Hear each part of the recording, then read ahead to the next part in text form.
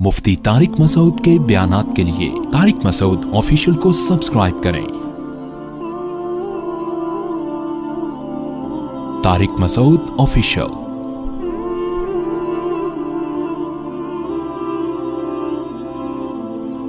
हजरत मैं मुफ्ती इरशाद आज़म से बैत था।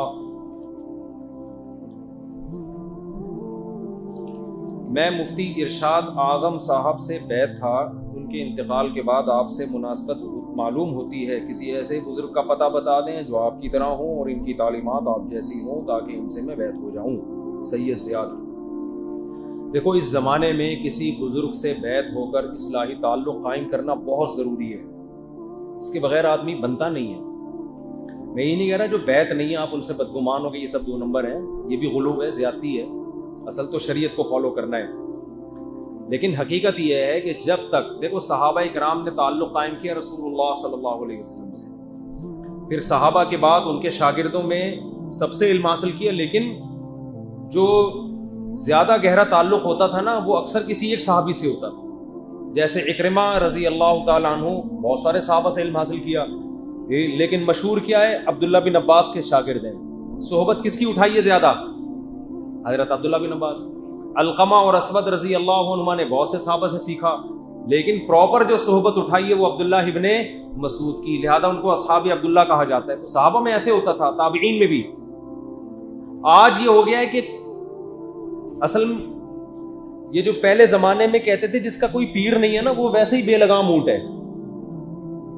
हाँ, ये ज़रूर है कि आज ये पीर और मुर्शिद का तसव्वुर बहुत गलत बैठ गया है। हर जाहिल से जाहिल आदमी पीर बना हुआ है और पीर की डेफिनेशन ही चेंज हो गई है। तो इसलिए फिर उलमा ने ये पीर परस्ती और ये पीर मुरीदी और ये सब चीजों को कहना छोड़ दिया। जाहिल लोग इसमें इतने आ गए ना, अजीब अजीब चीजें आई हुई हैं। पीर साहब ने बोल दिया ये करो, पीर साहब ने बोल दिया। पीर साहब क्या खुदा है क्या? वो शादी पीर साहब से पूछ के कर रहे हैं, इसका पीर साहब से क्या ताल्लुक है? तो पीर साहब ने टेंड करा दी, अब्बा कह रहे हैं बाल रख ले, तमीज का इंसान लगे, नहीं पीर साहब ने कहा टेंड कराओ। तो पीर का दायरा कार होता है। तो अगर कोई वाकई सही शेख है, इल्म कामिलो बिदअती ना हो और हालात का इल्म भी जानता हो, कुछ मौजूदा हालात क्या चल रहे हैं, किस तरह गाइड करना है लोगों को, इन चीजों पर भी नजर हो और खुद भी परहेजगार हो और इस्लाह करना भी जानता हो। इस्लाह करना जानता है या नहीं जानता ये ऐसे पता चलेगा उसके मुरीदों को देख के कि बड़े बड़े सरकशों को इसने सुधारा है। तो ऐसे शेख से इस्लाही ताल्लुक़ कायम करना चाहिए, उसको अपना बड़ा बनाना चाहिए। इसकी बड़ी बरकतें होती हैं। और ये जो फुदकते फिरते हैं ना, कभी उधर कभी उधर कभी उधर कभी उधर, ये कहीं के नहीं होते। कहते हैं ना, धोबी का कुत्ता ना घर का ना घाट का, उसे ये नहीं पता चलता। मैं अगर मुफ्ती रशीद अहमद साहब रहमतुल्लाह अलैह से बैत ना होता और सारी जिंदगी फिर उन्हीं से मैंने ताल्लुक़ कायम रखा, इधर उधर नहीं गया, अगर मैं ऐसा ना करता तो आज मैं यहाँ मिंबर पे बैठ के 2-2 ढाई घंटे के बयान ना कर रहा होता। और मैंने देखा है जिन लोगों ने एक से बैत हुए फिर वहां से निकले, उधर जाके चले गए, फिर वहां से निकले, वो किसी काम के नहीं। तो एक शेख चुनो, लेकिन चुनने में जल्दी ना करो। बस आप एक दिन गए, वो बयान में रो रहे थे, बड़े रोते रोते, आपने कहा यही बहुत नहीं कि बैत हो गए, ऐसा नहीं। सबसे पहले इल्म होना चाहिए, समझते हो, शरीयत का इल्म होना चाहिए उसके पास। नंबर 2, खुद उसका भी इस्लाही ताल्लुक़ होना चाहिए किसी बड़े से, पहले रहा हो, खुद भी किसी से तरबियत ली हो। बेलगाम ऊँट नहीं चलता। हदीस में आता है, मिशकात की हदीस है, सही हदीस, कि तुम ये देखो कि तुम इल्म किससे हासिल कर रहे हो। लोग कहते हैं ना किताबें पढ़ लो बस, और जरूरत ही नहीं है कौन पढ़ा रहा है क्या। ना ना ना, टीचर जो है ना, टीचर ये देखना पड़ेगा ये कौन है, क्योंकि ये जो रूहानियत है ये मुंतकिल होती है। टीचर अगर 2 नंबर है तो सिर्फ किताब का 1 नंबर होना काफी नहीं है। लोग आजकल इसको नहीं देख रहे, कह रहे हैं सबसे पढ़ो। टीचर का बड़ा असर पड़ता है कि अब वो है कौन, वो मुखलिस भी है या नहीं है, परहेजगार भी है या नहीं है। तो टीचिंग में रूहानियत भी है और किताबी उलूम भी है। दोनों चीज़ों के लिए आपका उस्ताद 1 नंबर होना चाहिए, उसके असरात आते हैं। तो आपने क्या करना है कि तलाश करें, महफिलों में बैठें और ख़ुद पहले इम्तिहान लें कि ये शख्स इस काबिल है कि इसको पीर व मुर्शिद बनाया जाए या नहीं। सिर्फ चंद बातों से मुतासिर ना हो, उसकी महफिल में बैठें। और फिर एक और इम्पॉर्टेंट बात यह कि उससे मुनासबत भी हो। بعض پیر ہوتے ہیں اچھے ہوتے ہیں، نیک بھی ہوتے ہیں، بزرگ بھی ہوتے ہیں، لیکن آپ کو ان سے مناسبت نہیں ہو رہی ہوتی، طبیعت میچ نہیں کر رہی ہوتی، مزاج نہیں مل رہا ہوتا، اس سے بھی فائدہ نہیں ہوتا. فائدہ اس سے ہوتا ہے جس سے آپ کا مزاج ملتا ہو.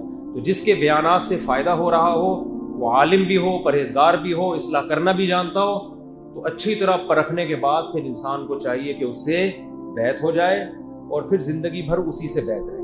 پھر ذرا ذرا سی باتوں سے بدگمان نہ ہو. اس کے ظرف چھوٹا ہوتا ہے نا، تھوڑی سی بات سمجھ میں نہیں آئی تو فتوے لگا دیے. ہاں، دو ٹوک اور واضح لفظوں میں اگر وہ شریعت کی مخالفت کرنا شروع کر دے پھر اس کو چھوڑ دیں، کیونکہ پیر مقصد نہیں ہوتا. مقصد کیا ہے؟ شریعت. اگر وہ خود شریعت کے خلاف چلنا شروع ہو گیا واضح طور پہ، پھر اس کو چھوڑ دیں. تو اس کی بہت برکتیں. جتنے بڑے بڑے اہل اللہ پیدا ہوئے ہیں نا ماضی میں، جن سے اللہ نے بڑے بڑے کام لیے ہیں، کوئی ایک بھی ایسا نہیں ہے جس کا کوئی شیخ و مرشد نہ ہو، کوئی جو اس کی کاؤنسلنگ نہ کرتا ہو. سمجھتے ہو؟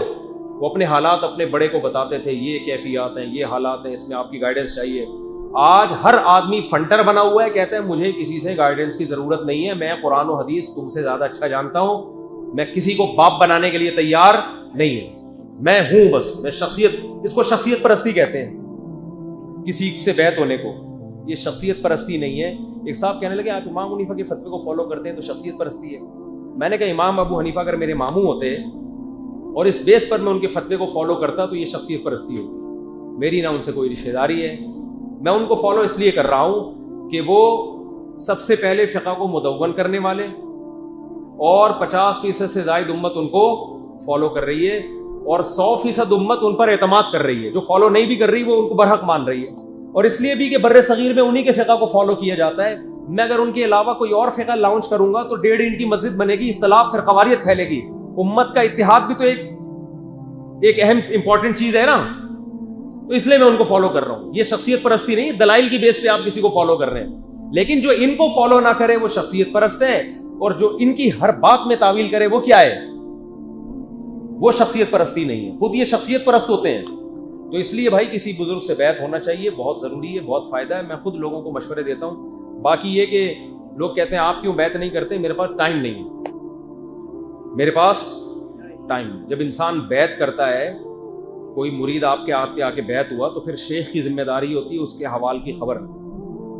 جب پیشنٹ آیا ڈاکٹر کے پاس تو پھر ڈاکٹر کا کام ہے اس کا علاج. پھر اس سے پوچھا بھائی کیا کر رہا ہے، یہ گناہ تجھ سے چھوٹ رہا ہے کہ نہیں چھوٹ رہا ہے؟ بھائی کنجوسی ہے، سخاوت کیوں نہیں دکھا رہا؟ 6 مہینے سے بیان سن رہا ہے، داڑھی کیوں نہیں رکھ رہا؟ پھر یہ شیخ تنبیہات کرے گا. سمجھتے ہو؟ داڑھی کیوں نہیں رکھ رہا؟ اتنا عرصہ ہو گیا ابھی تک ایک ہی کو لے کے کیوں گھوم رہا ہے؟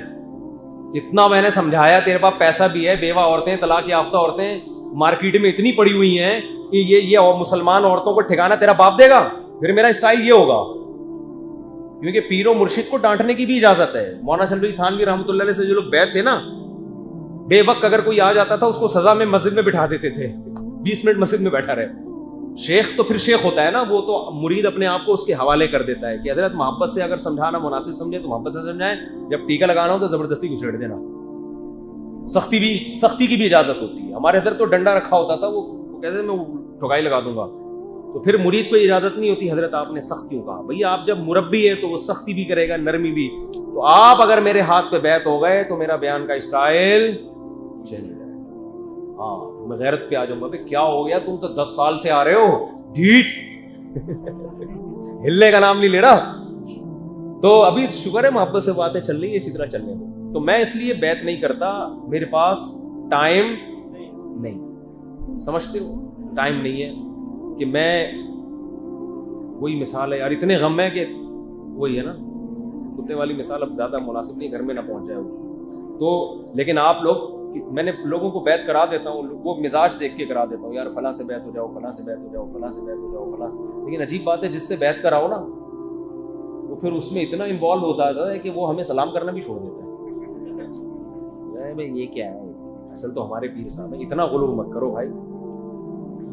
ایک صاحب کہنے لگے آپ خانقاہ کھولیں، اس میں لوگوں کو اللہ اللہ کرائیں، بیٹھیں بٹھائیں لوگوں کو. میں نے کہا ہمیں کون بٹھائے گا بھائی اس میں؟ پیر صاحب مارکیٹ سے کیا ہوں گے؟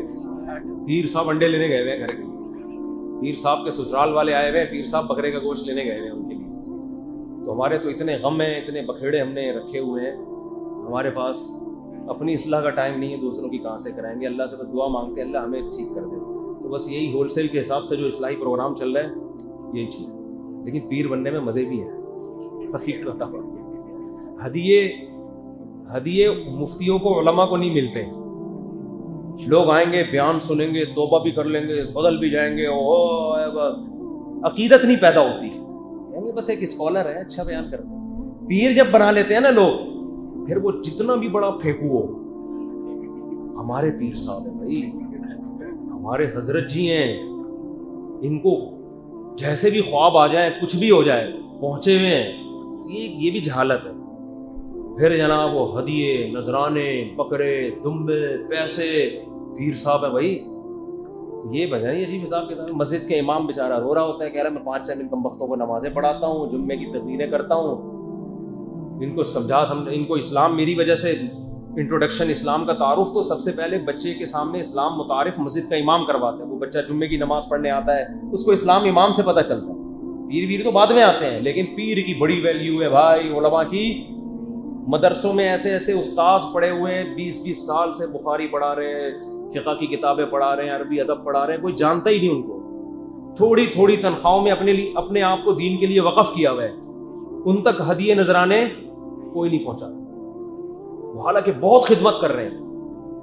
بس جو پیر صاحب ہیں اور پھیل گئے، ان کو بھی دیں آپ. میں نہیں کہہ رہا اپنے پیر صاحب اگر کوئی حق ہے دیں آپ ان کو دیا، لیکن یہ جو بیچارے مدرسوں میں مدرسین ہیں، مفتیان کرام بند کمروں میں بیٹھے ہوئے ہیں، مسائل کی تحقیق میں 2 مہینے دماغ کھپا کے پھر جواب لکھتے ہیں، ان کو کوئی لفٹ نہیں کراتا. بس لوگوں کے ذہن میں ہے کہ وہ کوئی چیز ہونی چاہیے.